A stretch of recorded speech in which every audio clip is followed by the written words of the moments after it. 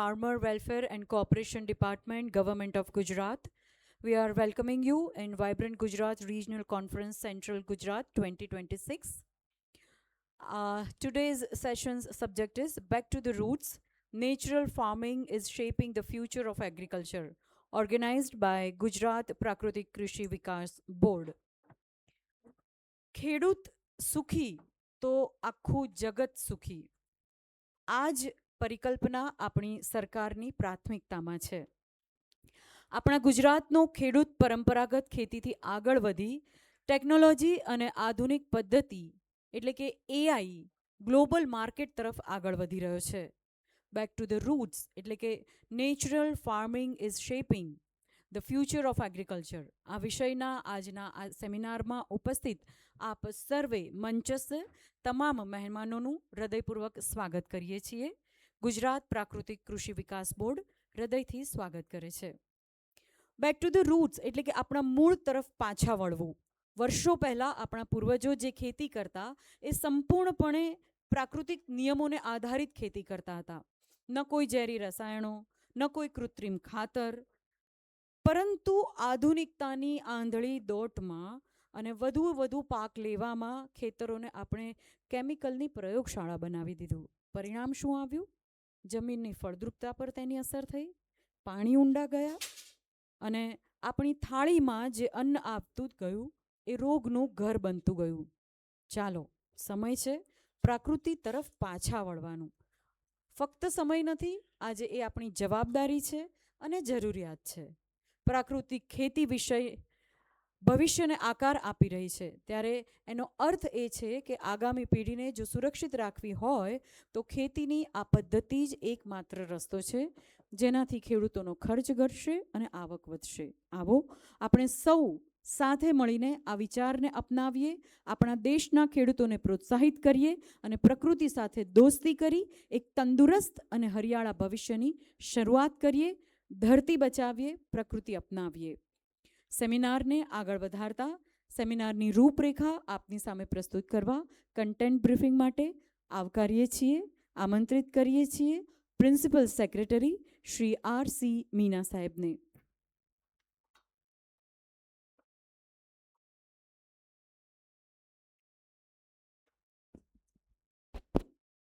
Namaskar.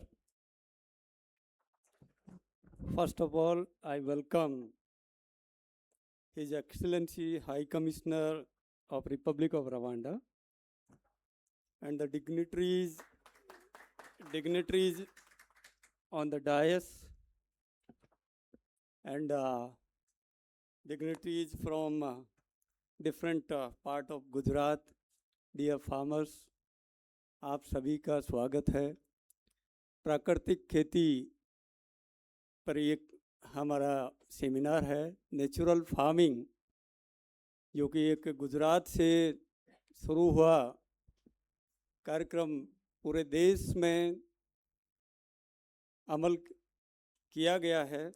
उसमें सबसे पहले जो नेचुरल फार्मिंग का जो कार्यक्रम है वो गुजरात में माननीय गवर्नर साहब ने स्टार्ट किया था. बेसिकली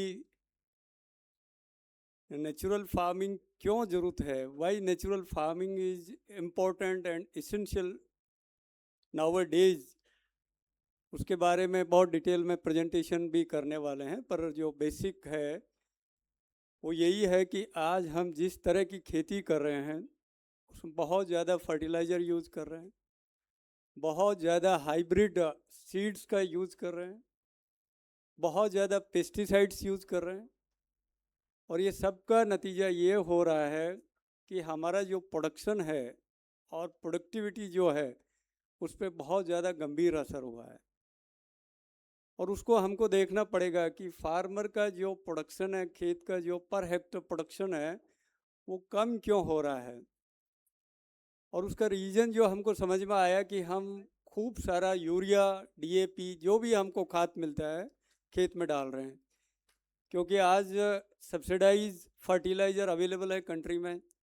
सरकार भले 3,000 रुपये किलो, 3,000 रुपये का एक बैग यूरिया का खरीदते हो, पर किसान को 266 रुपये में हम दे रहे हैं. सो बेसिकली इतना ज़्यादा पेस्टिसाइड और फर्टिलाइज़र का यूज़ के बाद जो पोजीशन है, पर्टिकुलरली जो लैंड की पोजीशन है, वो बहुत ज़्यादा ख़राब हुई है। उसमें कार्बन का लेवल काफ़ी ज़्यादा कम हो गया है। हमारा हेल्दी कार्बन जो लैंड का है वो 1% या उससे ऊपर होना चाहिए, 1.5 के आसपास होना चाहिए, पर कंट्री का और पर्टिकुलरली जो गुजरात का जो कार्बन का जो पोजीशन है वो 0.5 से नीचे है। तो ये बहुत बड़ा एक चैलेंज हमारे सामने है।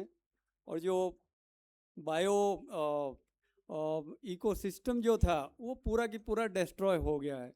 जो हमारी भूमि का जो एक पूरा जो होता है कि जो सिस्टम होता है, सूक्ष्म जीव जो होते हैं वो नहीं है, उसकी वजह से पूरा की पूरा हमारा जो प्रोडक्शन और पृथ्वी की जो फर्टिलिटी है वो काफ़ी कम हो गई है। तो गुजरात ने एक पहल की है कि we should go for the natural farming. Basically what is natural farming, कि नेचुरल फार्मिंग बहुत ही सिंपल तरीके से अगर हम समझें तो जो हमारे पूर्वज जिस तरह से खेती करते आए वही नेचुरल फार्मिंग है।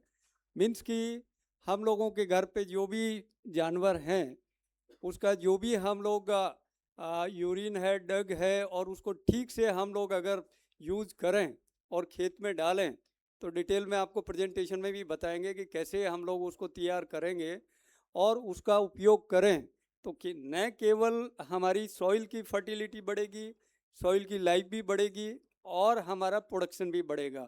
तो नेचुरल फार्मिंग के जो बेसिक प्रिंसिपल्स जो हम लोगों ने तैयार किए हैं, जो कि हमारे गवर्नर साहब की तरफ से भी तैयार किया, हमारी टीम ने भी तैयार किया है, और जो national natural farming mission government of India ने बनाया वो भी उन्होंने हमारे गुजरात से ही सब अडॉप्ट करके एक नेशनल मिशन बनाया है कि पूरे कंट्री में वो मिशन होगा। मिशन के जो पार्ट होंगे उसमें जीवामृत, बीजामृत, मल्चिंग, वापसा, मिक्स क्रॉपिंग, ये 3-4 बेसिक सिद्धांत हैं नेचुरल फार्मिंग के। और इससे देखा है कि नेचुरल फार्मिंग करने से जो प्रोडक्शन है वो प्रोडक्शन जो हम लोग फर्टिलाइज़र के हिसाब से कर रहे हैं उसके बराबर ही हो रहा है। यूनिवर्सिटीज़ में हम लोगों ने ये सब टेस्ट करके देखा है, चाहे आनंद यूनिवर्सिटी हो, चाहे हमारे एक नेचुरल फार्मिंग यूनिवर्सिटी है, ये सब लोगों ने उसका प्रयोग किया है कि भाई हम अगर नेचुरल फार्मिंग करते हैं, रेगुलर फार्मिंग करते हैं तो उसमें कितना फ़र्क होगा। तो उसमें बहुत ज़्यादा फ़र्क नहीं आ रहा है, पर जिस चीज़ का फ़र्क आ रहा है वो मैं आपको बताता हूँ कि जो प्रोडक्ट है उसमें न्यूट्रिशन वैल्यू जो है वो बहुत इम्प्रूव हो रही है। आज हमको जो खाना मिल रहा है, जो चीज़ हम बना रहे हैं फर्टिलाइज़र से, उसमें न्यूट्रिशन की वैल्यू बहुत कम है। हमारे शरीर को जितने न्यूट्रिशंस और माइक्रो न्यूट्रिएंट चाहिए वो सब खाने में नहीं है, वो फ्रूट्स में नहीं है। तो वो सबको हम वापस लाने के लिए हमको ये नेचुरल फार्मिंग का अडॉप्ट करना पड़ेगा। और उससे हमने देखा है कि जिन्होंने नेचुरल फार्मिंग किया है तो उसमें वो सारे कंटेंट्स हैं, और जितना भी हमको डिजीज या जो प्रॉब्लम्स हो रही हैं वो जो फर्टिलाइज़र और पेस्टिसाइड का बेजा उपयोग करने के बाद जो हो रही है वो चीज़ें अगर हमको प्रिवेंट करनी है तो हमको नेचुरल फार्मिंग की तरफ जाना पड़ेगा, और उससे हमारा स्वास्थ्य भी अच्छा रहेगा, हमारी खेती की स्वास्थ्य अच्छा रहेगा, फर्टिलाइज़र भी अच्छा रहेगा, वो सारी चीज़ें ठीक रहेंगी। तो ये एक सेशन हमने यहाँ पे इसलिए रखा है कि हमारे किसानों ने अभी देखा, हम लोगों ने जितने भी मार्केट में जो मैंगोज है, आम जो है, उसका नेचुरल फार्मिंग की तरह लोगों ने उसमें फर्टिलाइज़र देना बंद किया है, तो उसका टेस्ट और स्वीटनेस और उसके न्यूट्रिएंट सारे वैल्यूज़ इम्प्रूव हुए। और उसका मार्केट में अगर किसी को ये लगे कि ये वास्तव में नेचुरल प्रोडक्ट है तो उसका वो ज़्यादा पैसा देने को तैयार है। सूरत में हमने वाइब्रेंट में देखा कि हमारे मैंगो फेस्टिवल में केवल ऐसे लोग बुलाए जो नेचुरल फार्मिंग से अपना मैंगो पका रहे थे, तो उनको 1.5 भाव मिला, मतलब 1.5 गुना पैसा उसका मिला। तो नेचुरल फार्मिंग में किसान को भी फ़ायदा है और हमारे कंज्यूमर को भी फ़ायदा है। तो इस तरह से हम पूरा नेचुरल फार्मिंग पे काम कर रहे हैं। नेचुरल फार्मिंग का प्रोडक्ट लोगों तक मिले उसके लिए हम लोग ब्लॉकचेन टेक्नोलॉजी का उपयोग कर रहे हैं, और बहुत जल्दी ही जो शहर के लोग हैं, बड़े शहरों के लोग हैं, अहमदाबाद, बड़ौदा, सूरत, बॉम्बे, ये लोगों को अगर ये डाउट हो कि ये प्रोडक्ट नेचुरल फार्मिंग का है या नहीं, तो उसको हम सर्टिफिकेशन उस तरह से कर रहे हैं कि उसको बिल्कुल ये पता लगेगा कि ये किस खेत से ये प्रोडक्ट आ रहा है। तो पूरा की पूरा हमने ब्लॉकचेन टेक्नोलॉजी से उस प्रोडक्ट को आगे तक उसको ट्रेस करेंगे और उसकी ट्रेसिबिलिटी आपको बिल्कुल क्रेडिबिलिटी देगी कि ये जो भी हम लोग खरीद रहे हैं वो नेचुरल फार्मिंग से है। ईस्टर्न पार्ट जो है गुजरात का, वो पूरा ट्राइबल बेल्ट है, पूरा नेचुरल फार्मिंग के लिए बहुत ही अच्छा एरिया है। वहाँ पे अभी भी फर्टिलाइज़र का कम उपयोग हो रहा है। पर्टिकुलरली डांग डिस्ट्रिक्ट की बात करें तो करीब करीब डांग में केमिकल फर्टिलाइज़र का लोगों ने उपयोग करीब करीब बंद कर दिया और वहाँ पे बहुत अच्छा प्रोडक्शन शुरू हुआ है। पेस्टिसाइड का उपयोग भी बहुत कम कर दिया है और हमारी कोशिश है कि सिक्किम ऐसा राज्य बना है कि जो पूरी तरह chemical fertiliser and pesticide free है। तो गुजरात का भी कुछ पार्ट्स हम लोग केमिकल फर्टिलाइज़र और पेस्टिसाइड फ्री करें, जिससे कि लोगों को वो फूड मिले कि जो एक्चुअल में हमारे स्वास्थ्य के लिए बहुत अच्छा है। So today this session will deal with the natural farming related issues and the basics of natural farming and how we will trace the natural farming product. So our speakers will speak about on these topics in details. So once again, I welcome all of you. And Gujarat is the potential area, highly potential area as far as natural farming is concerned. Thank you. Thank you all. Thank you so very much sir. આપણો seminar શરૂ કરીએ. આપણે જે સેમિનારમાં ખૂબ જ મદદરૂપ છે તે તમામ મંચસ્થ મહાનુભાવોનું આપણે સ્વાગત કરી દઈશું. સૌપ્રથમ શ્રી આર.સી. મીના સાહેબ, આઈએએસ, માનનીય અગ્ર સચિવ શ્રી કૃષિ ખેડૂત કલ્યાણ અને સહકાર વિભાગ, આપનું સ્વાગત કરવા માટે આમંત્રિત કરી રહ્યા છીએ. શ્રી સી.એમ. પટેલ સાહેબને, એક્ઝિક્યુટિવ ડિરેક્ટર, આપ પુષ્પથી શ્રી આર.સી. મીના સાહેબનું સ્વાગત કરશો.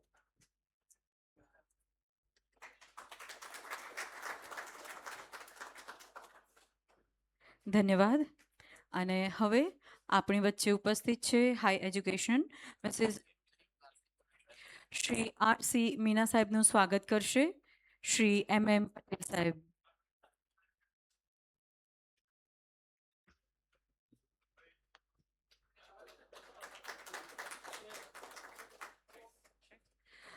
શ્રી આર.પી. રાજપૂત સાહેબનું સ્વાગત કરવા માટે આમંત્રિત કરી રહ્યા છીએ એમ.એમ. પટેલ સાહેબને. શ્રી આર.પી. રાજપૂત સાહેબ, ખેતી નિયામક શ્રી, આપનું સ્વાગત. એમ.એમ. ખેતી નિયામક શ્રી, વડોદરા.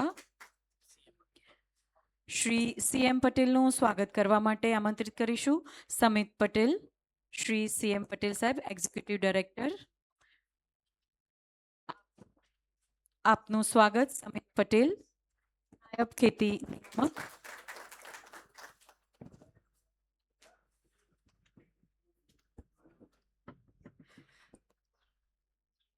આજના સ્પીકર્સને પણ આજે આપણે સન્માનિત કરીશું. Doctor Gaganesh Sharma, director, national centre for organic and natural farming, આપનું સ્વાગત કરવા માટે એમ.એમ. પટેલ સાહેબને નમ્ર નિવેદન છે. સંયુક્ત ખેતી નિયામક શ્રી, વડોદરા, આપ શ્રી ડૉક્ટર ગગનેશ શર્માનું પુષ્પથી સ્વાગત કરશો. ધન્યવાદ. આપણા બીજા સ્પીકર છે શ્રી ધૈર્યશીલ વિજય કાંસે, સંયુક્ત managing director Shri, IRS, NAFED, આપનું સ્વાગત કરવા માટે શ્રી ડી.એલ. પટેલ સાહેબ, આપને વિનંતી કરીશું. નાયબ ખેતી નિયામક, તાલીમ, દાહોદ. ત્યારબાદ શ્રી જે.ડી. ચારેલ, નાયબ ખેતી નિયામકને આપણે આમંત્રિત કરીશું. આપણા અન્ય સ્પીકર શ્રી અનિલ પટેલ, ડાયરેક્ટર, ગોપકા, એમનું સ્વાગત કરવા માટે ખૂબ ખૂબ ધન્યવાદ. શ્રી અનિલ પટેલ સાહેબ, આપનું આમંત્રિત કરી રહ્યા છીએ. શ્રી બી.આઈ. મહેતા, નાયબ ખેતી નિયામક, તાલીમ, પંચમહાલ, આપ આપણા અન્ય સ્પીકર શ્રી કલ્પેશ પટેલ, ઓલપાડ, સુરતથી આપ પધારી રહ્યા છો. પ્રગતિશીલ ખેડૂત છે.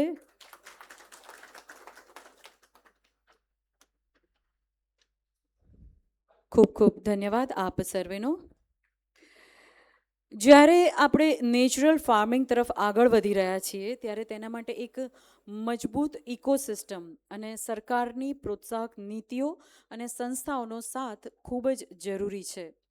Enabling ecosystem for natural farming, policy, incentives and institutional support આ વિષય ઉપર માર્ગદર્શન માટે આવો ટેકનિકલ સેશન તરફ આગળ વધીએ અને આમંત્રિત કરીએ ડૉક્ટર ગગનેશ શર્મા સરને, director national centre for organic and natural farming, heads NCONF, nodal body for promoting organic farming in India.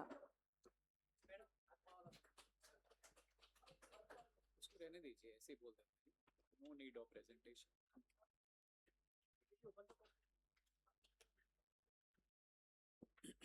I think it 10 minutes, 10 to 12. सबसे पहले तो मंच पर जो बैठे हैं हमारे principal secretary sir, Meena sir, मेरी आवाज़ आ रही है सबको? हाँ, सर का मैं बहुत धन्यवाद करना चाहूँगा कि इतना बड़ा इवेंट ऑर्गेनाइज किया है और हर एक्सीलेंसी जो हमारे यहाँ पर विराजमान हैं उनका भी I welcome you madam on behalf of ministry of agriculture, national centre for organic and natural farming. And जो भी हमारे डेलीगेट्स यहाँ बैठे हैं, नाफेड से हैं डायरेक्टर, और पटेल जी गोपका से, and director agriculture, and our farmer जो इस तरफ बैठे हैं, आप सबका बहुत बहुत वंदन, अभिनंदन.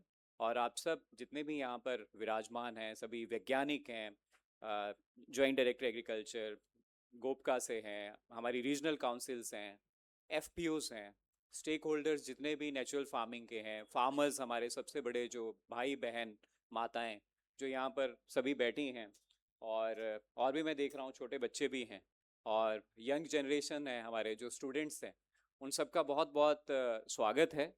मैं doctor Gagnesh Sharma, national centre for organic and natural farming Ghaziabad, ये राष्ट्रीय जैविक एवं प्राकृतिक खेती केंद्र है सेंट्रल गवर्नमेंट का, और मैं वहाँ पर डायरेक्टर के पद पर कार्यरत हूँ. और मेरा जो हमारा मुख्य कार्य है हमारे संस्थान का, वो जैविक एवं प्राकृतिक खेती को बढ़ावा देना है पूरे देश में, और सभी राज्य सरकारों के साथ मिल के कार्य करना है. ऑर्गेनिक फार्मिंग के लिए, नेचुरल फार्मिंग के लिए सर्टिफिकेशन, प्रमाणीकरण की जो सबसे इम्पॉर्टेंट बात है, उसके ऊपर भी मैं आज थोड़ा सा अपना विचार रखूंगा आपके सामने कि कैसे सेंट्रल गवर्नमेंट एक अच्छा इकोसिस्टम तैयार किया है, एक इजी मॉडल जो participatory guarantee system of certification कैसे सभी किसानों को बांध के रख रहा है, उसके ऊपर थोड़ा सा आपको बताऊंगा.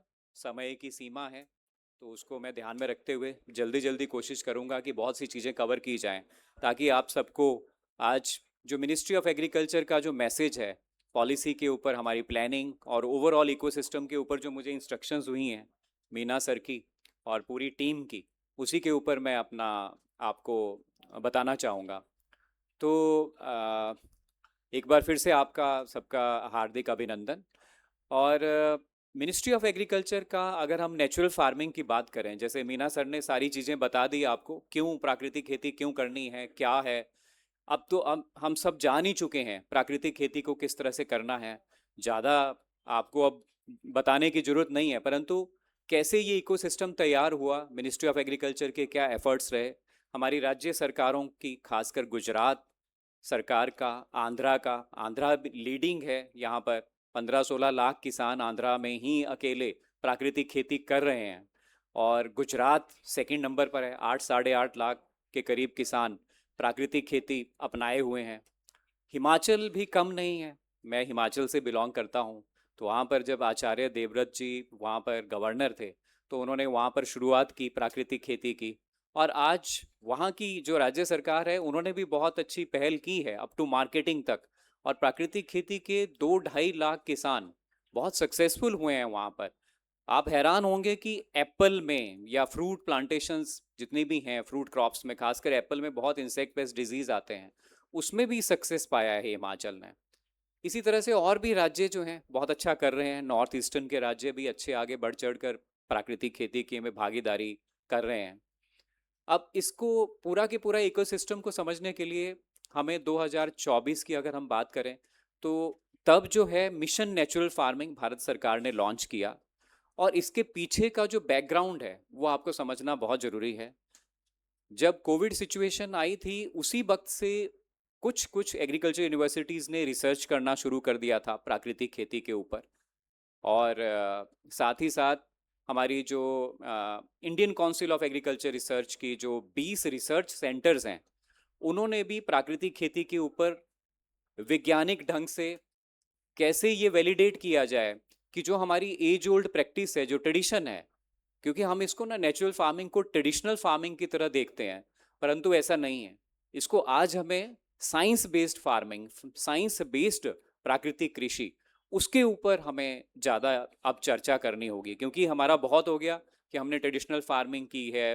ट्रेडिशनल फार्मिंग की हमारी स्ट्रेंथ थी ये प्राकृतिक खेती की। अब देखिए आप, हमने अभी पुराना लिटरेचर देखा तो उसमें कुनाप जल करके भी बात आती है, उल्लेख हैं ऋषि मुनियों के पुराने कि वो भी कुनाप जल बनाते थे जीवामृत वगैरह की तरह।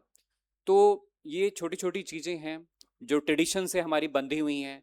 गाय इसका आधार है, गौ माता जो है हमारी। और इनसे जो काव डंग निकल के आता है, हमारा काव यूरिन है, इसको हम कैसे यूज़ करें, तो ये सबसे इम्पॉर्टेंट इसका बेस है। और integration with plantation, multi crops, trees का, गाय का और क्रॉप्स का, कैटल्स कह लो आप, कई जगह गाय उपलब्ध नहीं है तो कैटल भी आप ले सकते हैं। तो इनका तीनों का इंटीग्रेशन है बेसिकली जो प्राकृतिक खेती है। प्राकृतिक खेती में हमारा जो कॉन्सेप्ट है वो ये है कि हमारा नहीं, मैं कहूँगा हमारे किसान भाइयों का है बेसिकली। उसी को हमने लिया है मॉडल को बेसिकली, जो सारे राज्य सरकारें भी अभी कर रही हैं। बेसिकली हमारे किसान भाइयों की ही मेहनत है जिन्होंने प्राकृतिक खेती को 15-20 सालों से या उससे पहले से अपनाया हुआ है और अपने आप ही वैलिडेशंस की है। साइंस तो अब शुरुआत हम लोग कर रहे हैं कि क्या है उसमें, जीवामृत में ऐसे क्या है एक्टिव इंग्रेडिएंट्स और कैसे इसकी क्वालिटी इंश्योर होती है, क्या इसमें माइक्रोब्स जो जीवाणु हैं किस तरह से बढ़ते हैं मिलियंस में, ट्रिलियंस में। आपने वीडियो सुनी होंगी माननीय आचार्य देवव्रत जी की, और हमारे सुभाष पालेकर जी हैं किसान बहुत बड़े बड़े। ऐसे बहुत से लाखों किसान भी हैं जो प्राकृतिक खेती को बहुत अच्छे से समझते हैं। तो इस इतनी अच्छी समझ थी हमारे किसान भाइयों की, और ऑलरेडी नेचुरल फार्मिंग जो है पूरे देश में सर्वे किया गया, बेसलाइन सर्वे 2020-21-22 में पता चला 20-25 लाख से ज़्यादा किसान तो ऑलरेडी प्राकृतिक खेती अपनाए हुए हैं। तो यही स्ट्रेंथ देखी गई और इसको लेवरेज किया अच्छे से सेंट्रल गवर्नमेंट और स्टेट गवर्नमेंट्स और पीएमओ, नीति आयोग और हमारी मिनिस्ट्री ऑफ एग्रीकल्चर को फाइनली निर्देश हुए कि एक अच्छा डॉक्यूमेंट बनाया जाए, एक अच्छा मिशन बनाया जाए। तो मिशन नेचुरल फार्मिंग का ऐसे बेस बना और माननीय प्रधानमंत्री जी ने इसको पुश किया। फिर उनका ये बहुत मन से, आप देखेंगे कि हर एक वक्त में, हर एक जब भी वो एड्रेस करते हैं तो प्राकृतिक खेती का जिक्र जरूर करते हैं। तो उन्होंने देखा भी है किसान भाइयों को कि किस तरह से वो प्राकृतिक खेती अपना के खुशहाल हैं, चाहे वो मृदा का स्वास्थ्य हो, चाहे उनका खुद का स्वास्थ्य हो। तो इसको देखते हुए इस मिशन को लॉन्च किया गया, national mission for natural farming. और इसमें नींव ऐसी रखी गई कि 15,000 क्लस्टर्स शुरुआत में 2 साल के अंदर अंदर बनाए जाएं। एक क्लस्टर को करीब 100 से 125 फार्मर्स उस क्लस्टर में होते हैं। और आज 2 साल हो गए हैं, 24, 25, 26, 31 मार्च तक 15,000 से ज़्यादा ही क्लस्टर, करीब 18,000 के करीब क्लस्टर जो हैं बन चुके हैं। और इन सबको सब्सिडी का प्रावधान तो है ही, वो आप गूगल में भी देख लीजिएगा मिशन नेचुरल फार्मिंग निकाल के, क्योंकि समय की सीमा हमें देखनी है। 15,000 क्लस्टर्स शुरुआत में बनाए गए। क्लस्टर्स के साथ साथ इन क्लस्टर्स की सबसे पहले ट्रेनिंग का ध्यान रखा गया कि कोई भी चीज़ को सक्सेसफुल बनाने के लिए ये पाया गया कि पहले ट्रेनिंग्स का अभाव रहता था, कि सबसे पहले तो किसान भाइयों को ट्रेनिंग का प्रावधान रखा जाए। तो कम्युनिटी रिसोर्स पर्सन, जिसको हम CRP कहते हैं, मास्टर ट्रेनर, ये कौन थे? चैंपियन फार्मर, जिनकी मैंने बात की, जिनके कारण जो है प्राकृतिक खेती मिशन शुरू हुआ। ऐसे 10,000 से ज़्यादा मास्टर ट्रेनर तैयार किए गए। अब तो आज कृषि सखी, पशु सखियाँ भी हमारी मास्टर ट्रेनर हैं प्राकृतिक खेती की। सॉइल हेल्थ मैनेजमेंट के लिए, प्राकृतिक खेती को बढ़ावा देने के लिए जो मास्टर ट्रेनर हैं वो हमारी कृषि सखियां और पशु सखियां कार्य कर रही हैं। उनको मैनेज जैसे संस्थान जो भारत सरकार का है उनके द्वारा 2 से 3 या 5 दिन की ट्रेनिंग दी गई। पहले तो ऑनलाइन वेबिनार से हमने भी उनको काफ़ी अवेयरनेस करवाई शुरू में, नेशनल सेंटर ने। उसके बाद ऑर्गेनाइज ट्रेनिंग करवाई गई। तो इतने अच्छे मास्टर ट्रेनर तैयार किए गए। ये जो पूरा इकोसिस्टम यहाँ से शुरू होता है, 15,000 क्लस्टर फार्मर्स के, इनको मास्टर ट्रेनर और कम्युनिटी रिसोर्स पर्सन्स के द्वारा ट्रेन करना। हर 15-20 दिन के बाद में हर वक्त खेत में उपलब्ध हैं ये मास्टर ट्रेनर। ऐसा नहीं है कि जैसे हम पहले जाते थे कि एक बार ट्रेनिंग दे दी ऑर्गेनिक फार्मिंग की, साल में तो दे दी, 5 साल के एक बार। Continuous hand holding master trainers और सीआरपीज के द्वारा करवाई जा रही है इन 15,000 क्लस्टर्स की। सिर्फ प्राकृतिक खेती कैसे करनी है यही नहीं, ये तो किसान भाई जानते ही हैं। कैसे प्रमाणीकरण कराया जाए, कैसे किसान भाई शुरू से ही प्रमाणित हों, इसके लिए बहुत अच्छा इकोसिस्टम तैयार किया गया। रीजनल काउंसिल्स प्राकृतिक खेती में 200-250 रीजनल काउंसिल्स को ऑथोराइज किया गया भारत सरकार के द्वारा। और गोपका हमारे राज्य में, गुजरात में इतना अच्छा कार्य कर रही है, और भी प्राइवेट रीजनल काउंसिल्स अच्छा काम कर रही है। ये सर्टिफिकेशन को कैसे करवाया जाए उसकी फैसिलिटेशन के लिए ये रीजनल काउंसिल्स को मिनिस्ट्री ऑफ एग्रीकल्चर के NCONF के द्वारा ऑथोराइज किया गया, और सर्टिफिकेशन के इकोसिस्टम को भी अच्छा बनाया गया ताकि सर्टिफिकेशन साथ साथ चले, समझ भी बढ़े। PGS इंडिया सर्टिफिकेशन ये किसानों के द्वारा डेमोक्रेटिक खुद का स्वावलंबन है। मतलब कैसे स्वावलंबी बनना है, इंडिपेंडेंट। कोई बाहर से थर्ड पार्टी का इंस्पेक्टर आके आपकी चेकिंग नहीं करता है। इसमें किसान भाइयों को खुद ही अपने खेत का, एक दूसरे के खेत का निरीक्षण करना होता है। और प्राकृतिक खेती के मानक 2024 में बना दिए गए, उसकी भी जिम्मेवारी नेशनल सेंटर को दी गई। नेशनल सेंटर ने मानक बनाए बहुत आसान, जिसमें 6 महीने का कन्वर्जन पीरियड रखा गया, जो कि पूरे वर्ल्ड में कहीं नहीं है। क्यों रखा गया, इसके पीछे का साइंटिफिक बेस भी है कि हमारे यहाँ पर 40-45 लाख किसान तो ऑलरेडी प्राकृतिक खेती कर ही रहे थे, और वो कर रहे हैं तो उसको, उनको एडवांटेज मिलना चाहिए कि वो एकदम से सर्टिफाई हो जाए। ये ना हो कि उनको 2-3 साल लग जाए इंतजार करते हुए कि प्रमाणीकरण में वो बेचारे बहुत ही फ्रस्ट्रेट हो जाएं कि 2-3 साल लगेंगे प्रमाणीकरण में। एकदम से प्रमाणित हो रहे हैं।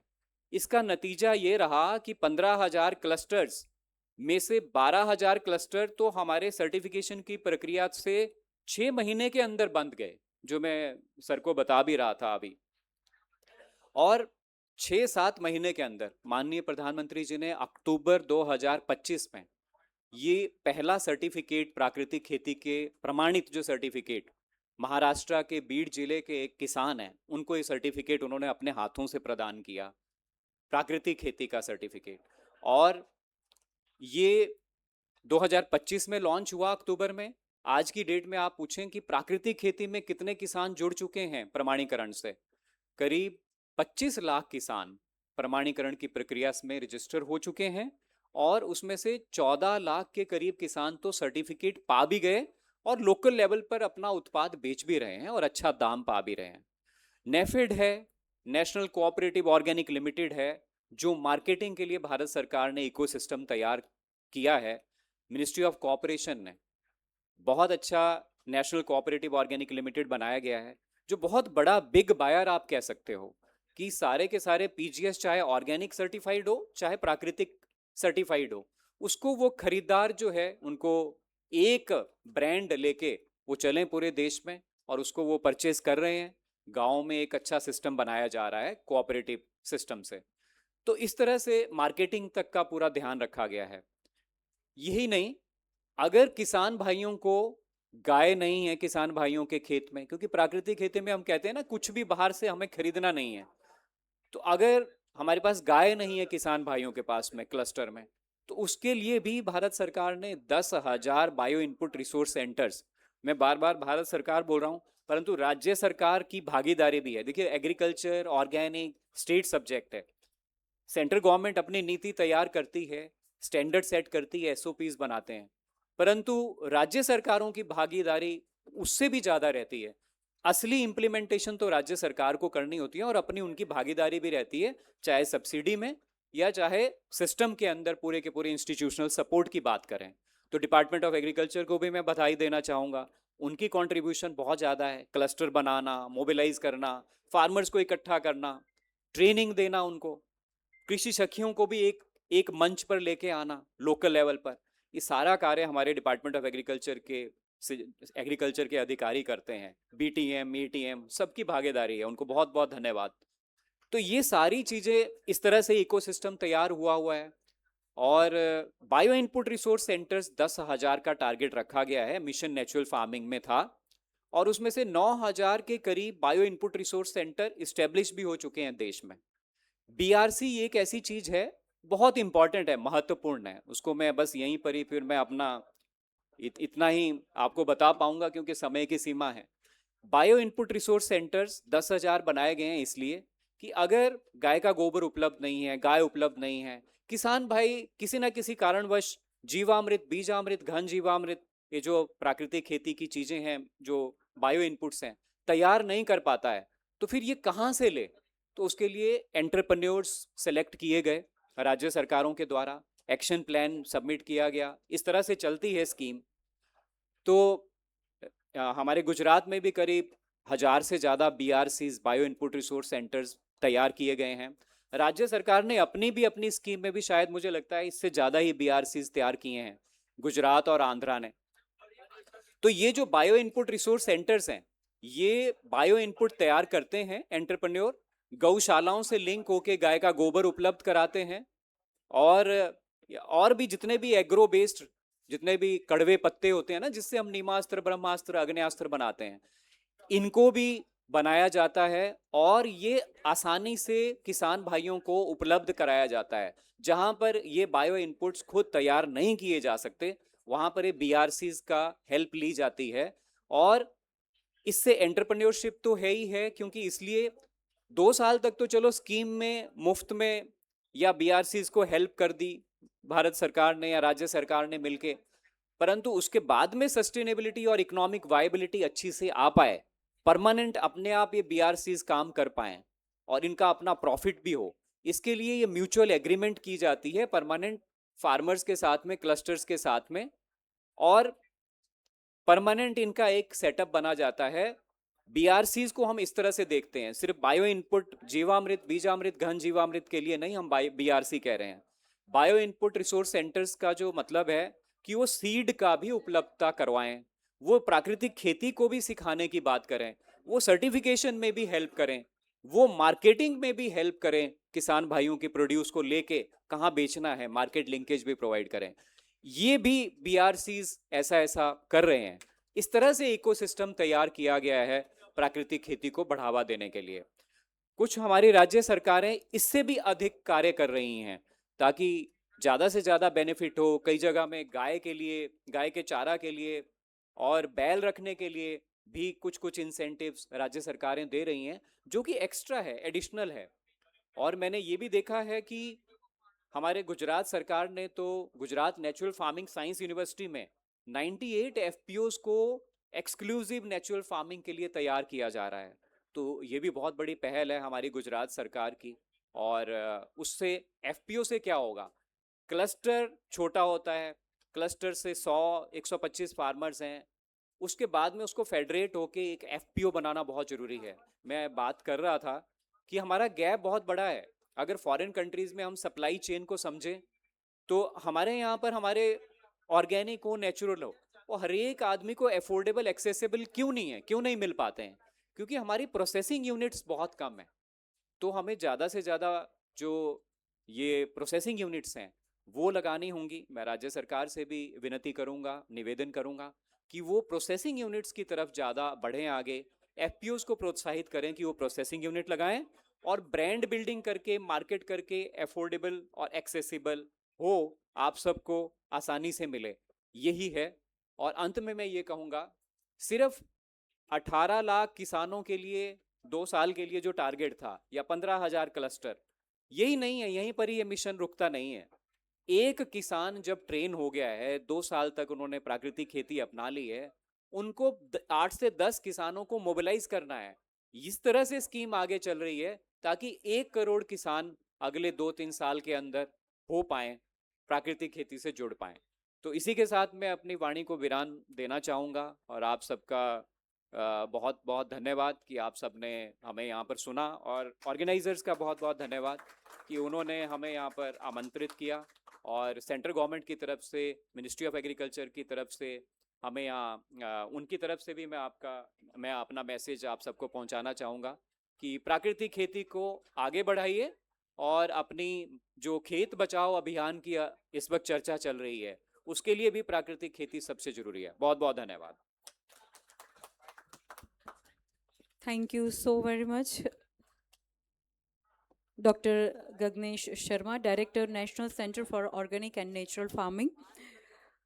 અહીંયાથી જે કોઈ પણ વાત કહેવામાં આવે છે એ ખેડૂતો સુધી પહોંચે અને એ લોકો પ્રેક્ટિકલી એ લોકોના ખેતીના કામમાં એ એપ્લાય કરે એ વધારે મહત્ત્વનું છે. એવા જ એક પ્રગતિશીલ ખેડૂત આજે આપણી આ સાથે ઉપસ્થિત છે, જેમનું નામ છે શ્રી કલ્પેશ પટેલ. કૃષિ ક્ષેત્રે આપ પ્રગતિશીલ ખેડૂત છો, આપને આ ક્ષેત્રે બહોળો અનુભવ છે, ઊંડું જ્ઞાન છે. આપનો અનુભવ આપ અમારી સાથે શેર કરશો. છેલ્લા 6 વર્ષથી પ્રાકૃતિક કૃષિમાં તેઓ ખૂબ જ સરસ રીતે કામ કરી રહ્યા છે.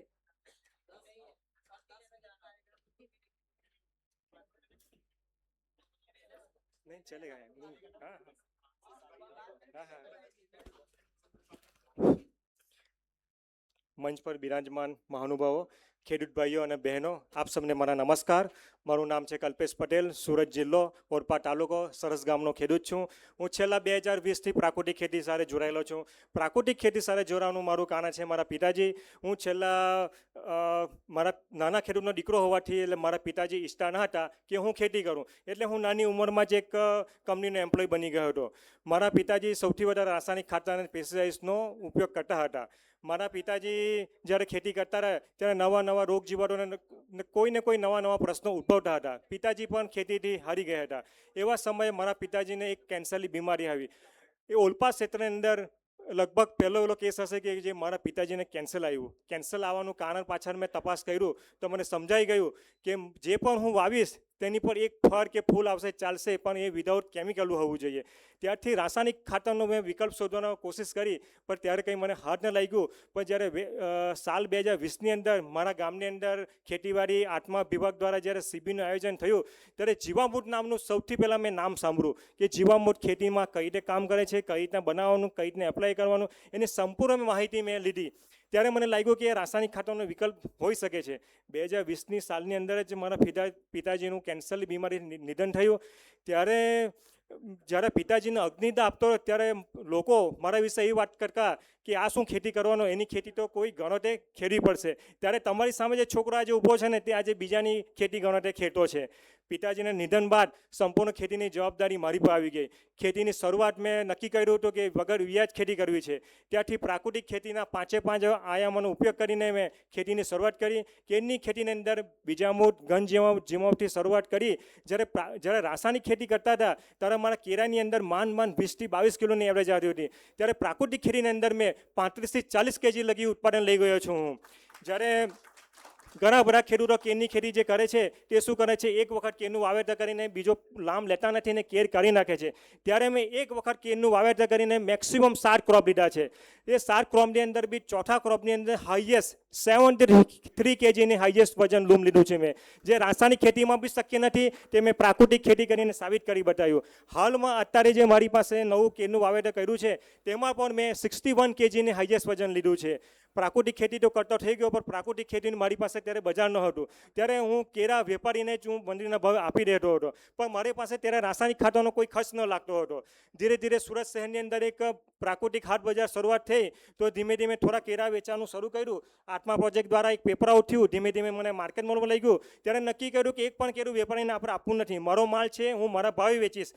ત્યારે પ્રાકૃતિક ખેતીમાં ત્યારે કેળા અને કેળામાંથી મારા કાચા કેરા જ્યારે વેચતો હતો તે કેરા બચી જતા હતા, તો કેરામાંથી મૂલ્યવર્ધન કરવાનો વિચાર કરીને મેં કેરાની વેફર બનાવી, કેરાનો પાવડર બનાવ્યો, ને પાકા કેરા જ્યારે બચી જતા હતા તો કેરા અંજીર બનાવવાની શરૂઆત કરી. આમ કરીને કેરાનું ટોટલી મેં મૂલ્યવર્ધન કરીને મારું કેરાનું વેચાણ કર્યું. એક પણ કેરું આજે વેપારીને નહીં આપતો ને એક પણ કેરું વેસ્ટ નહીં જવા દેતો. કેરા અને કેરાનું મૂલ્યવર્ધન કરીને હું આજે સુરત, બરોડા, અમદાવાદ, રાજકોટ, જયપુર, જોધપુર, નાસિક જેવા શહેરોમાં મારા માલનું વેચાણ કરું છું. એપ્રિલ 2025ની અંદર અમારા ખેતીવાડીના અધિકારીઓના યથાર્થ પ્રયત્નોથી રાજ્યપાલ સાહેબ વેસુ માર્કેટ એક અમને ખુલ્લું આપવામાં આવ્યું. તે અમારા ખેડૂતો માટે બહુ મોટું પ્લેટફોર્મ પૂરું પાડ્યું છે. ત્યાં અમારો રવિવારે અને બુધવારે માર્કેટ ભરાય છે, તો સમય છે સવારે 8 થી 12નો સમય છે, પણ ગ્રાહકો 7 વાગ્યાના આવીને ત્યાં ઊભા રહી જાય છે. અમારે જે પણ ખેડૂતો માલ લઈને આવે છે 1 થી 2 કલાકની અંદર વેચાણ થઈ જાય છે. મારી ખાસ ઈચ્છા છે કે તમે ખેતી કરો કે નહીં કરો, પણ એક ફેરી વેસુ માર્કેટની ખાસ મુલાકાત લેજો. જેમ સુરત શહેર ટેક્સટાઇલ માર્કેટ ડાયમંડ સિટીથી ફેમસ થઈ છે, તેમ આજે સુરત શહેર વેસુ પ્રાકૃતિક બજારથી ફેમસ થઈ રહ્યું છે. પ્રાકૃતિક ખેતીમાં તમને જણાવ્યું કે હું કેરની ખેતી કરું છું, પણ કેરની પણ મારી પાસે 50 જાતો છે, જે હું સાઉથ ઇન્ડિયાથી બધી જગ્યાએ અલગ અલગ જગ્યાએથી જઈને હું કલેક્ટ કરીને લાવીને મેં મારા ખેતરમાં પ્લાન્ટેશન કર્યું છે. કેરની સાથે મેં તમને જણાવ્યું કે કેરાની વેફર બનાવું છું, કેરા પાવડર બનાવું છું, કેરા અંજીર બનાવું છું, કેરાનો ચેવડો પણ બનાવું છું, અને કેરાના ફૂલમાંથી લિક્વિડ પોટાશ પણ બનાવીને આજે વેચાણ કરું છું. હાલમાં રાજ્ય સરકાર દ્વારા જે મને મોડલ ફાર્મ આપવામાં આવ્યું છે, તેમાં પણ મેં જંગલ મોડેલ અંદર સુરણ, રતારું, હળદર, આદુ, પપૈયા, શેરડી જેવા પાકો પણ હું પ્રાકૃતિક ખેતીથી કરું છું. મારો ઓલપાડ વિસ્તાર એવો છે કે સૌથી વધારે ડાંગરની ખેતી કરવાનો વિસ્તાર છે. ગયા વર્ષે ચોમાસાની અંદર BLB કરીને એક રોગ આવ્યો હતો, જેને પણ પ્રાકૃતિક ખેતીથી ડાંગર કર્યું હતું. મેં પણ પ્રાકૃતિક ખેતી ડાંગર કર્યું, તેમાં નામે રોગ જોવા ન મળ્યો હતો. એટલે પ્રાકૃતિક ખેતી એ પણ તમને કહેવા માગે છે કે એક પણ રોગ જીવાત સામે તમને રક્ષણ આપે છે. સાથે સાથે હું જે પ્રાકૃતિક ખેતી કરું છું તે ખાલી ઇન્ડિયા પૂરતી નહીં, પણ બાંગ્લાદેશ જેવા દેશોને પણ ત્યાંથી ફોન આવે છે, તો એમને હું પ્રાકૃતિક ખેતીથી કેરની ખેતી કેવી રીતના કરી શકાય તેનું માર્ગદર્શન આપું છું. સાથે સાથે મારા ખેતરમાં ગુજરાતના વિસ્તાર પૂરતું નહીં, પણ છત્તીસગઢ છે, ઓડિશા છે, કર્ણાટક છે, ગોવા છે, મહારાષ્ટ્ર છે જેવા અધર સ્ટેટોમાંથી પણ ખેડૂતો આવે છે, સાયન્ટિસ્ટો આવે છે. એમને હું મારા કેરની વિશેની સંપૂર્ણ માર્ગદર્શન આપું છું, ને મારા ક્ષેત્રમાં કેરની ખેતી કરતા લોકોને બી હું કેર વિશે માર્ગદર્શન પૂરું પાડું છું. સાથે સાથે રાજ્ય સરકારનો બી ખૂબ આભાર વ્યક્ત કરવા માગીશ કે જેમણે મને, એક સામાન્ય ખેડૂત છું હું, તેને તમારી વચ્ચે લાવ્યો અને તમારા મતલબ કે આ પ્લેટફોર્મ લગી પહોંચાડ્યો, તે માટે હું આભાર વ્યક્ત કરીશ. સુરત જિલ્લાની ખેતી વિભાગની ટીમને પણ હું આભાર વ્યક્ત કરીશ. જે તે સમયે આત્મા પ્રોજેક્ટ ડાયરેક્ટર રહી ગયા નીતિન ગામી સાહેબનો આભાર વ્યક્ત કરીને હું મારી વારીને વિરામ આપું છું. ભારત માતા કી જય. ખૂબ ખૂબ ધન્યવાદ કલ્પેશભાઈ. ખેડૂત કોઈ દિવસ સામાન્ય હોતો જ નથી. ફરી એક વખત તાળીઓના ગડગડાટથી આપણે એમને વધાવી લઈશું. Now I would like to request Director of GOPCA, Shri Anil Patel sir.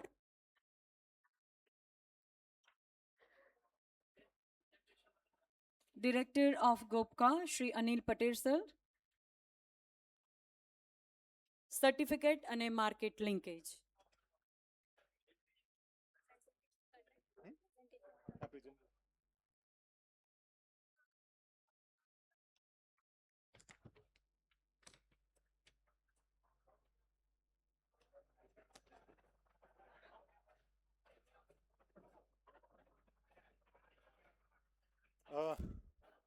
Dignitaries on dais, distinguished speaker, અધિકારીગણ, વાલા ખેડૂત મિત્રો, પ્રાકૃતિક ખેતી વિશે વધારે વાત કરવી નથી, કારણ કે આપણે બધા પ્રાકૃતિક ખેતીથી સારી રીતે વાકેફ છીએ. ગુજરાતમાં પ્રાકૃતિક ખેતીની ઝુંબેશ 2019થી મહામુહિમ રાજપાલ શ્રી આચાર્ય દેવવ્રતજીના વડપણ હેઠળ ચાલી રહી છે, અને આપણે અત્યારે એવા મુકામ ઉપર આવ્યા છીએ, અને ખાસ કરીને આજનો જે ડિસ્કશનનો મુદ્દો છે સર્ટિફિકેશન અને માર્કેટિંગ લિંકેજ. જો ખેડૂતોને પ્રોપર માર્કેટ સાથે નહીં જોડીએ, પ્રાકૃતિક ખેતીની ખેત પેદાશને બજાર સાથે નહીં જોડીએ, તો રિમ્યુનરેટિવ પ્રાઇસ ખેડૂતોને નહીં મળે, અને જો બજાર ભાવ મેળવવા હશે તો સર્ટિફિકેશન એ સૌથી અગત્યનો મુદ્દો છે. એટલે આપણા માટે સર્ટિફિકેશન અને માર્કેટ લિંકેજ બંને બહુ અગત્યના મુદ્દા છે. પ્રાકૃતિક ખેતીના ફાયદા શું છે એ આપણે સવિશેષ જાણીએ છીએ, પણ કેન્દ્ર સ્થાને આપણો કસ્ટમર કે ગ્રાહક છે કેન્દ્ર સ્થાને છે. એટલે ગ્રાહકના જે અધિકારો છે એ ગ્રાહકના અધિકારોનું સન્માન થવું જોઈએ અને ગ્રાહકોના અધિકારને ઓનર કરવા માટે આપણે સૌએ પ્રયત્ન કરવો જોઈએ. અને એના માટે આપણે we have a robust legal framework to protect the rights of consumer and all stakeholder in the supply chain of the organic food marketing. એટલે એ સ્ટાન્ડર્ડ કયા છે કે ઓર્ગેનિક અને નેચરલ ફાર્મિંગના સ્ટાન્ડર્ડ છે. એ જ રીતે ફૂડ સેફ્ટી અને standard authority of India, consumer protection act પણ આપણી પાસે છે. અને સૌથી અગત્યનું એ છે કે આપણો article 21 Constitution of India provides for the clean environment and safe food. એટલે આ રીતે આપણી પાસે લીગલ ફ્રેમવર્ક બહુ સારું છે. પરંતુ સૌથી અગત્યનો મુદ્દો એ છે કે શા માટે સર્ટિફિકેશનની જરૂરિયાત ઊભી થઈ. કારણ કે આપણે જાણીએ છીએ કે ગ્રાહકના મનમાં એક શંકા છે, કારણ કે એ ખેતરો પણ નથી, એ કદાચ કોઈ શહેરમાં છે, કોઈ બીજા રાજ્યની અંદર છે અથવા વિદેશમાં પણ છે. તો એ આપણી જે ક્લેમ છે અથવા આપણે જે દાવો કરી રહ્યા છે કે આપણું નેચરલ ફાર્મિંગની આ પ્રોડ્યુસ છે કે ઓર્ગેનિક ફાર્મિંગની પ્રોડ્યુસ છે, તો એના પર ભરોસો કઈ રીતે કરી શકે.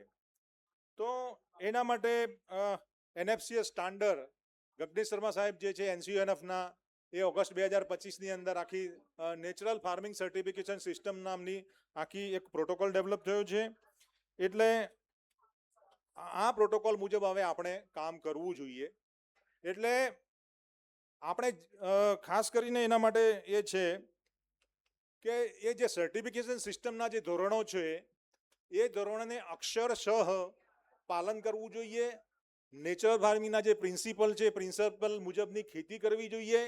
એટલે કોઈ પ્રકારનો એમ કે હિપોક્રસી કે આપણી કોઈ એવી માસ્કિંગ ઇફેક્ટ ના હોઈએ કે આપણે કેમિકલ એગ્રીકલ્ચર કરતા હોઈએ અને એને નેચરલ ફાર્મિંગના પ્રોડ્યુસ તરીકે બજારમાં વેચવાની કોશિશ કરતા એવું ન થવું જોઈએ. એટલે ખાસ કરીને જે ઓર્ગેનિક ફાર્મિંગ અથવા નેચરલ ફાર્મિંગના 4 જે સિદ્ધાંતો છે એ સૌથી અગત્યના છે. અને એ 4 સિદ્ધાંતોમાં principle of health, principle of ecology, principle of care અને પ્રિન્સિપલ ઓફ ફેરનેસ. એટલે આપણી જે નેચરલ ફાર્મિંગની પ્રોસિજર છે, નેચરલ ફાર્મિંગના સર્ટિફિકેશન સ્ટાન્ડર્ડ છે, એ પ્રોસિજર આપણે અક્ષરશઃ આપણા ખેતર પર પાલન કરવું જોઈએ અને એ પાલન થતું દેખાવું જોઈએ. એટલે એ રીતે આપણો જે છે એ આપણા વ્યવહારની અંદર ફેરનેસ આવવી જોઈએ. Our process for the natural farming practices should be fair. અને એ જ રીતે આપણે ગ્રાહકોએ પણ આજે બજારમાં ઉપલબ્ધ છે, ધારા બજાર ભાવ પણ આપી શકે એમ છે, પરંતુ અને આપણી જે સપ્લાય ચેનમાં બધા જે સ્ટેક હોલ્ડર છે એ લોકોએ પણ ખેડૂતની કાળજી લેવી પડશે. એટલે આ રીતે જો આપણે એક સાથે કામ કરીએ તો સારા પરિણામ મળી શકે એમ છે. પણ આપ સૌ જાણો છો કે જ્યારે કોઈ પણ ક્ષેત્રમાં જ્યારે પણ કોઈ ઓપોર્ચ્યુનિટી આવે છે એટલે એ ઓપોર્ચ્યુનિટીને અથવા એ તકને લોકો પદ, પ્રતિષ્ઠા, પૈસો અને પદકના સંદર્ભમાં જોવે છે. એટલે એ ખરેખર પોલિસી મેકરે અને ઇમ્પ્લિમેન્ટિંગ એજન્સીએ ખાસ કાળજી લેવાની જરૂરિયાત જણાય છે મને. અને આ જ રીતે મેં જે અગાઉ વાત કરી એ પ્રમાણે કન્વેન્શનલ ફાર્મિંગની જે પ્રોડ્યુસ છે એ નેચરલ ફાર્મિંગની પ્રોડ્યુસ તરીકે વેચે એ ક્યારેય આપણને પોસાય નહીં. અને તમે કદાચ જોતા હશો કે બજારમાં આપણે મુલાકાત લેતા હોઈએ તો આવા ખોટા બજારમાં જતા હોઈએ, શાકભાજી અથવા ફ્રૂટ્સ અને વેજીટેબલ્સના માર્કેટની અંદર જતા હોઈએ ત્યારે તમે ઘણા બધા હોર્ડિંગ જોતા હશો, ઘણા બધા લેબલ પણ તમે જોતા હશો. અને એ જ રીતે તમે એ પેકેજિંગ પણ જોતા હશો કે 100% organic Kesar mango, 100% organic wheat bread, 100% organic tender coconut water. એટલે કહેવાનો મતલબ એ છે કે ફાલ્સ ક્લેમ બજારમાં ઘણા બધા થઈ રહ્યા છે. એટલે આ બધાથી બચવું હોય તો આપણે પ્રામાણિકતાથી કામ કરવું પડશે. એટલે મેં જે રીતે વાત કરી કે કન્ઝ્યુમર પ્રોટેક્શન એક્ટ 2019 એ બહુ જ સ્પેસિફિકલી હવે આખો એક શિફ્ટ અથવા પેરાડિઝમ શિફ્ટ એમાં એ આવ્યું છે કે પહેલાં જે હતું કે કન્ઝ્યુમર બી અવેર, એટલે ગ્રાહકે ખરાઈ કરવાની છે કે ભાઈ આ પ્રોડ્યુસ કયા પ્રકારની છે, એની પોતાની જરૂરિયાત શું છે, પણ હવે એના બદલે સેલર બી અવેર, એટલે એ રીતે આખો એ થયો છે. એટલે આપણે ખરેખર અંતમાં હું એ જ કહીશ કે વી have to develop A trustworthy natural farming production system which align with the certification standard prescribed in NFCS, and whole value supply chain have a end-to-end traceability in digital platform. Now we move on the presentation. એટલે આપણે જાણીએ છીએ કે 3 પ્રકારના certification standard છે. એનપીઓપીના national programme on organic production કે જે ભારત સરકારનો છે, અને મુખ્ય ઉદ્દેશ આપણો એક્સપોર્ટ માટેનો છે. પીજીએસ ઓર્ગેનિક અને પીજીએસ નેચરલ ફાર્મિંગ, એ બંને જે સ્ટાન્ડર્ડ છે એ આપણે ઓર્ગેનિક અને નેચરલ ફાર્મિંગ માટેના સ્પેશિયાલિસ્ટ બનાવેલા છે, અને એ આપણા લોકલ માર્કેટને આપણે એડ્રેસ કરે છે. હવે આપણે જાણીએ છીએ કે ખેતીના પ્રશ્નો શું છે. Agriculture sector faces several problems throughout the global, and this problems R climate change, soil degradation, biodiversity and food safety concern are the basic problems. એનું નિરાકરણ કઈ રીતે આવી શકે? તો એનું નિરાકરણ છે કે તમે માર્કેટ સાથે ખેડૂતને સીધો જોડવામાં આવે તો એના સમસ્યાનો હલ આવે એમ છે. તો એના માટે શું? તો એના માટે આપણી જે સર્ટિફિકેશન સિસ્ટમ છે, એ સર્ટિફિકેશનને પ્રોપર રીતે આપણે જો કરવામાં આવે તો we will provide residue free food, market is available, અને કન્ઝ્યુમર ટ્રસ્ટ. ગ્રાહકનો જે ભરોસો છે એ સૌથી અગત્યનો છે. એટલે ગ્રાહકનો ભરોસો તૂટે એટલે ગુજરાતીમાં એક કહેવત છે, મન મોતીને કાચ, એક વખત તૂટે એટલે ફરી સંધાય નહીં. એટલે મારે ખાસ ખેડૂત મિત્રોને વિનંતી છે કે આપણા જે કંઈ કરીએ છીએ નેચરલ ફાર્મિંગ, એ પૂરેપૂરું 100% પ્રમાણે કરવું જોઈએ. એમાં કોઈ બાહ્ય દેખાવ ના હોવો જોઈએ, કોઈ હિપોક્રેસી ના હોવી જોઈએ. એટલે આ રીતે આપણે ગ્લોબલ માર્કેટને એટ્રેક્ટ કરવું હશે તો આપણે આ સર્ટિફિકેશન જરૂરી છે. હવે આખી જર્ની જે છે તમને કદાચ આપ વાકેફ છો કે આખી સર્ટિફિકેશનની સિસ્ટમ કઈ રીતે ઇન્ડિયામાં ઊભી થઈ. તો 2001ની અંદર એનપીઓપી લોન્ચ કરવામાં આવ્યું, 2011ની અંદર આપણું પીજીએસ ઇન્ડિયા લોન્ચ કરવામાં આવ્યું. એ જ રીતે એફએસએસઆઈનો જે જૈવિક ભારતનો લોગો છે એ 2017ની અંદર એ કરવામાં આવ્યો. એ જ રીતે આપણે વાત કરી કે 2019-20માં ગુજરાત સરકારે બહુ મોટું ઇનિશિયેટિવ લેવામાં આવ્યું, અને નેચરલ ફાર્મિંગનો એક્સપાન્શન થાય, ફેલાવો થાય એ માટે પ્રયત્ન કરવાનો. 2025ની અંદર આપણે નેચરલ ફાર્મિંગ એનએફસીએસની ગાઈડલાઈન આપણે લઈ આવ્યા. આ 3 સિસ્ટમ ટ્રાયપાર્ટીટ આર્કિટેક્ચર છે કે જે એક્સપોર્ટ માટેની પણ કાળજી લે છે, ડોમેસ્ટિક માર્કેટ માટેની પણ કાળજી લે છે. આ જે એનપીઓપી જે છે, આપણને સ્વાભાવિક રીતે સવાલ થાય કે ભાઈ એનપીઓપી અને પીજીએસમાં ફરક શું છે? તો બેઝિક ડિફરન્સ એક્સપોર્ટ અને ડોમેસ્ટિક માર્કેટનો છે. એનપીઓપીની જે ગાઈડલાઈન છે એ ભારત સરકારના વાણિજ્ય મંત્રાલય દ્વારા અમલમાં મૂકવામાં આવેલી છે. આપેડા એનું સેક્રેટરીએટ છે, અને નેશનલ એક્રેડિટેશન બોડી એનએબી એ જે છે એ જે સર્ટિફિકેશન બોડી કે ગોપકા જેવી ભારતની અંદર 43 certification bodies are there are working for the certification of the organic farming. એટલે એ રીતે કાર્યરત છે. અને સૌથી અગત્યનું પાયાનો જે બેઝ જે કહેવાય એ ઓપરેટર છે, આઈસીએસ છે, અને એફપીઓ જે છે એ જો કામ કરશે તો સર્ટિફિકેશનની બાકીની બધી જે કાર્યવાહી છે એ સરળતાથી થઈ શકે છે. આ જે સિસ્ટમની જે સ્ટ્રેન્થ છે મેં બતાવી છે. નેક્સ્ટ. હવે પીજીએસ ઓર્ગેનિક શા માટે? કારણ કે એનપીઓપીમાં ખર્ચનું પ્રમાણ વધારે છે. નાના અને સ્મોલ ફાર્મર જે છે, સ્મોલ અને marginal farmer, they cannot afford the certification fees, therefore the PGS organic farming system brought in. એટલે આ રીતે એને લાવવામાં આવી છે. ખેડૂતો પોતાની રીતે ગ્રુપ બનાવે છે, પોતાની રીતે ડિસિઝન લે છે. ગગનેશ શર્મા સારે જે વાત કરી કે ઇન્સ્પેક્શન અને એના નિયમોનું પાલન થાય છે કે નહીં એની ખરાઈ પણ ખેડૂતોના સભ્યો જ કરે છે. એટલે પ્રામાણિકપણે ખેડૂતો પોતાની રીતે કામ કરે છે. એટલે આ રીતે આગળ વધે છે. મૂળ એનપીઓપી અને પીજીએસ ઓર્ગેનિકનો ડિફરન્સ શું છે એ આ રીતે હું બતાવવાની કોશિશ કરી છે. એટલે જે કોસ્ટની દ્રષ્ટિએ છે એ એનપીઓપીમાં થોડુંક હાયર છે, ઓર્ગેનિક ફાર્મિંગમાં લો છે. ઇન્ટરનેશનલ માર્કેટ, લો માર્કેટ. એટલે અહીંયા એવો પ્રયાસ નથી કે ભાઈ we are the second class citizen કે એના માટે આપણે કોઈ અલગ કેટેગરી બનાવી હોય. પણ આ રીતે બેઝિક ડિફરન્સ છે. હવે સૌથી અગત્યનું જે આ સેમિનાર એરેન્જ કરવામાં આવ્યો છે કે નેચરલ ફાર્મિંગ માટેનો, એટલે ગ્રુપ સર્ટિફિકેશન આમાં છે. અને ગ્રુપ સર્ટિફિકેશન કરતાં એનું સેલ્ફ સર્ટિફિકેશન, શર્મા સાહેબે જે રીતે વાત કરી કે આપણે લેનિયન્ટ એના સ્ટાન્ડર્ડ રાખ્યા છે. એટલે ફાર્મર્સ ગ્રુપ બનાવવાના છે. ફાર્મર્સ ગ્રુપ આપણે સાયન્ટિફિક વે પર બનાવવા પડે. એટલે આપણા ખેડૂતોએ બધાએ સાથે બેસવું પડે, સાથે નિર્ણય કરવો પડે. એટલે એક યુનિટી ઓફ માઇન્ડ કે આપણો ઓબ્જેક્ટ શું છે. એટલે એવું ના હોવું જોઈએ કે ભાઈ સરકારની સબસિડીનો બેનિફિટ છે, સરકારની સબસિડીનો લાભ લઈએ, માત્ર એટલો હેતુ ના હોવો જોઈએ. આપણે આખી એક બજાર વ્યવસ્થા ઊભી કરવી છે. એવા શુભ આશય સાથે આપણે આગળ વધવું હોય તો ફાર્મર ગ્રુપ એ બનાવવાનો સૌથી અગત્યનો મુદ્દો છે. ખેડૂતોએ પોતાની રીતે જ વેરિફિકેશન એના માટેની કમિટી પોતાની જાતે નક્કી કરવાનું છે. એટલે આનો સીધો મતલબ એ થાય કે ખેડૂત ગ્રુપના ગ્રુપ લીડર છે અને એના સભ્યો છે એ નેચરલ ફાર્મિંગ સર્ટિફિકેશન સિસ્ટમના જે સ્ટાન્ડર્ડ છે એનાથી પૂરેપૂરા વાકેફ હોવા જોઈએ. સૌથી અગત્યની વસ્તુ એ છે કે દરેક વસ્તુ તમારે દસ્તાવેજીકરણ કરવાનું છે. કે you have to maintain your document either in the form of farm diary or meeting register or training register. એટલે આ રીતે બધા તમારે ડોક્યુમેન્ટ બનાવવાના છે. એટલે શું આપણા ગ્રુપો બનેલા છે એમની પાસે મીટિંગ રજિસ્ટર છે, ટ્રેનિંગ રજિસ્ટર છે, દરેક ખેડૂતની ફાર્મ ડાયરી મેન્ટેન કરીએ છીએ સિઝન વાઇઝ.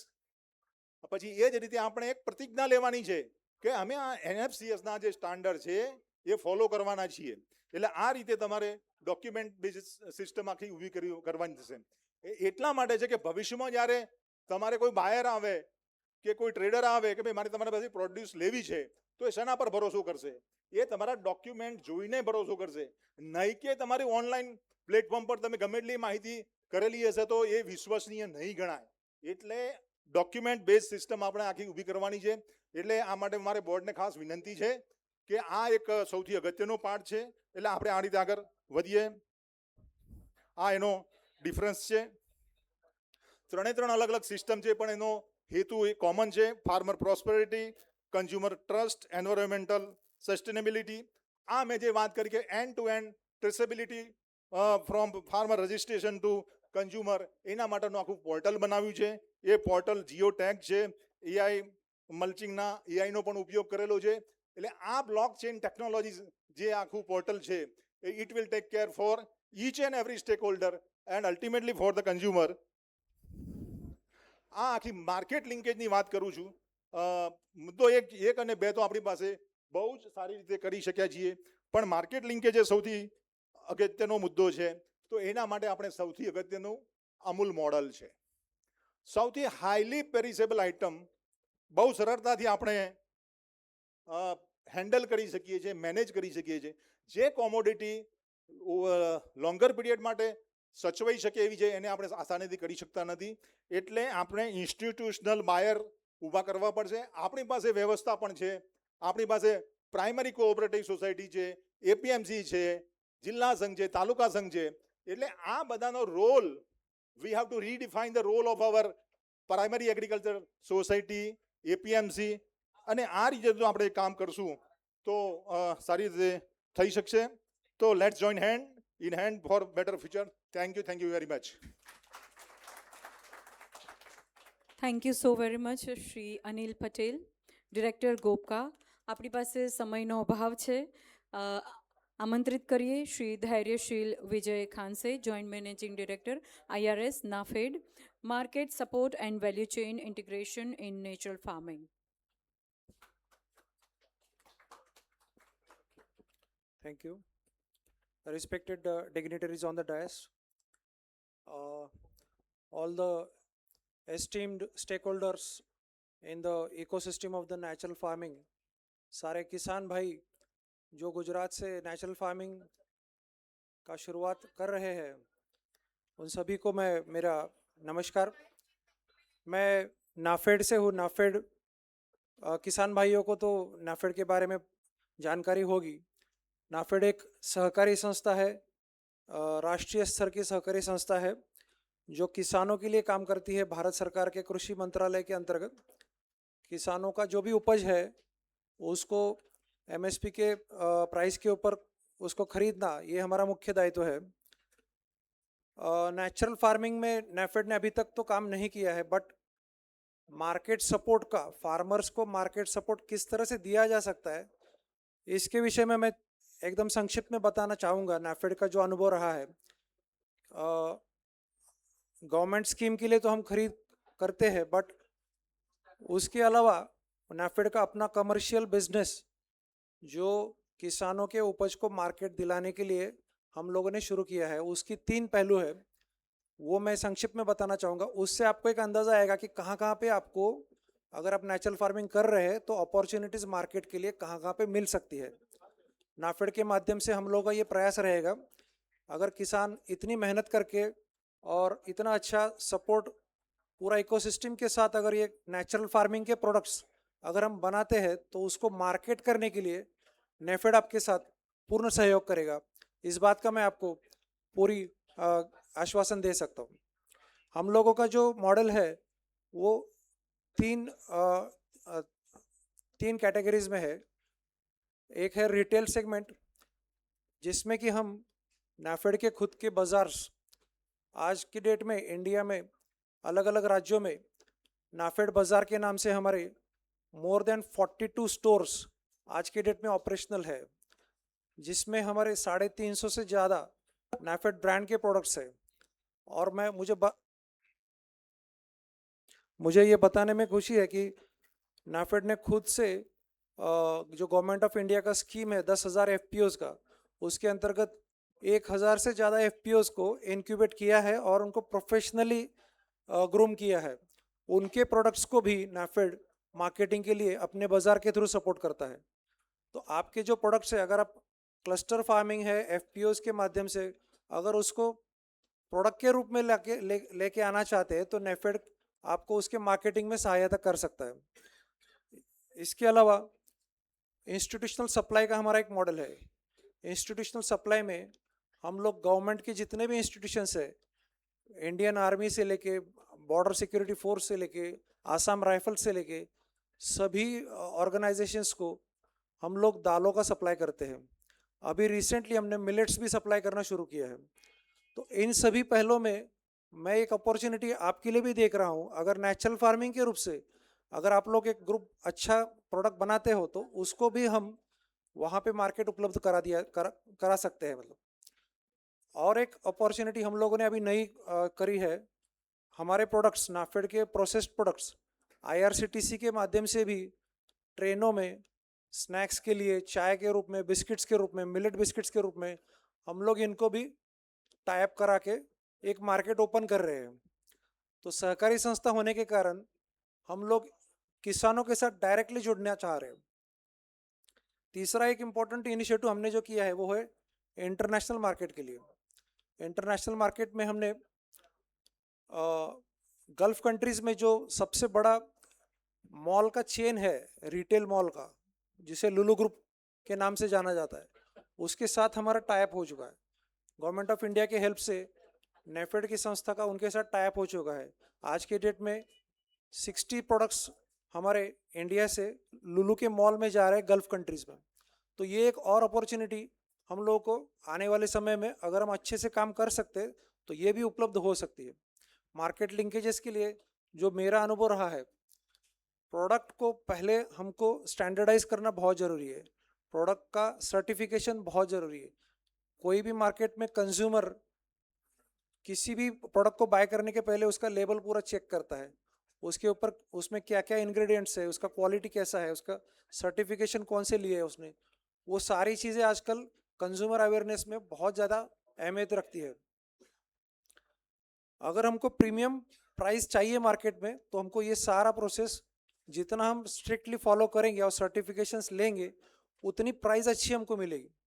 तो प्रीमियम प्राइस के लिए प्रोडक्ट का प्रोसेसिंग होना ज़रूरी है, स्टैंडर्डाइजेशन होना ज़रूरी है, सर्टिफिकेशन जैसे अभी सारे एक्सपर्ट्स ने बताया वो प्रोसेस हमको फॉलो करके अगर हम एक प्रीमियम कैटेगरी का प्रोडक्ट बनाते हैं तो डेफिनेटली आज कंज्यूमर को अच्छा खाना चाहिए और उसके लिए वो ज़्यादा प्राइस पे करने के लिए रेडी है। हमको उसको अच्छा प्रोडक्ट देना है। अगर हम ये चेन प्रॉपर कर सकते हैं तो definitely sky is the limit for the market. और नेफेड की ओर से मैं पुनः एक बार सबको आश्वस्त करूंगा कि एक अच्छी मूवमेंट आपने शुरू की है, उसको साथ देने का नेफेड बिल्कुल प्रयास करेगा। Thank you. Thank you so very much sir. સમયનો અભાવ છે. તમામ સ્પીકરોને આપણે નમ્ર વિનંતી કરીશું કે માનનીય શ્રી આર.પી. રાજપૂત સાહેબ, director of agriculture, doctor Gangesh Sharma, national centre for organic and natural ફાર્મિંગના ડિરેક્ટર છે, આપનું સ્વાગત કરશું મોમેન્ટોથી. Shri Rajput sir, director of agriculture.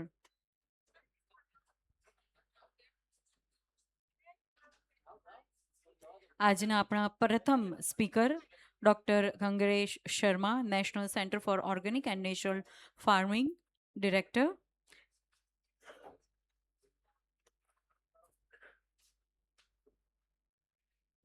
આપનો વિષય હતો એનેબલિંગ.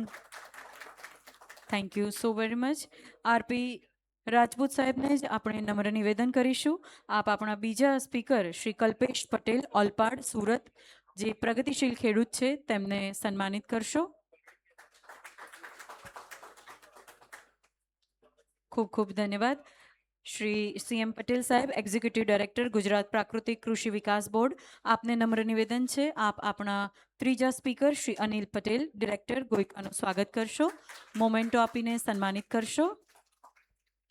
ત્યારબાદ સીએમ પટેલને નિવેદન છે, આપ આપણા બીજા speaker Shri Dhairyashil Vijay Kanse, joint managing director, IRS NAFED, આપને મોમેન્ટો આપી સન્માનિત કરશો. અને આપણા મુખ્ય અતિથિ અને આજના આ કાર્યક્રમમાં શ્રી ઉપસ્થિત રહેલા જેક્વાલિન મુકાનગીરા, હાઈ કમિશનર, રવાંડાનું મોમેન્ટો આપીને સ્વાગત કરશો. શ્રી સીએન પટેલ સાહેબ.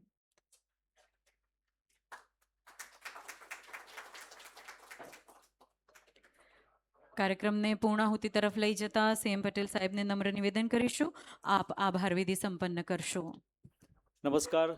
આપણા કાર્યક્રમમાં ઉપસ્થિત રહેલ તમામ ડિગ્નેટરીઝ, શ્રી આર.સી. મીના સાહેબ, અમારા principal secretary, his excellency high commissioner Jamaica, Shri Gaganesh શર્માજી, ડાયરેક્ટર NCONF, શ્રી ધૈર્યશીલ કાંસેજી, JMD NAFED, director agriculture Rajput સાહેબ, અનિલભાઈ પટેલ, ડાયરેક્ટર ગોપકા, શ્રી કલ્પેશભાઈ પટેલ, પ્રોગ્રેસિવ ફાર્મર, અને બોડી પ્રમાણમાં ઉપસ્થિત રહેલ તમામ ખેડૂત મિત્રો, મારા અધિકારી મિત્રો અને સર્વેનો આભાર વ્યક્ત કરું છું. આજના કાર્યક્રમ આપણે પૂર્ણ જાહેર કરીએ છીએ. Thank you very much. ખૂબ આભાર આપ સૌનો. એ લોકોએ અહીંયા આવી આપનો અમૂલ્ય સમયનું યોગદાન આપ્યું એ બદલ ખૂબ ખૂબ આભાર માનીએ છીએ. તો અત્યારે આ બીજું સેશન અહીં સંપૂર્ણ કરી રહ્યા છીએ, સંપન્ન કરી રહ્યા છીએ. ધન્યવાદ.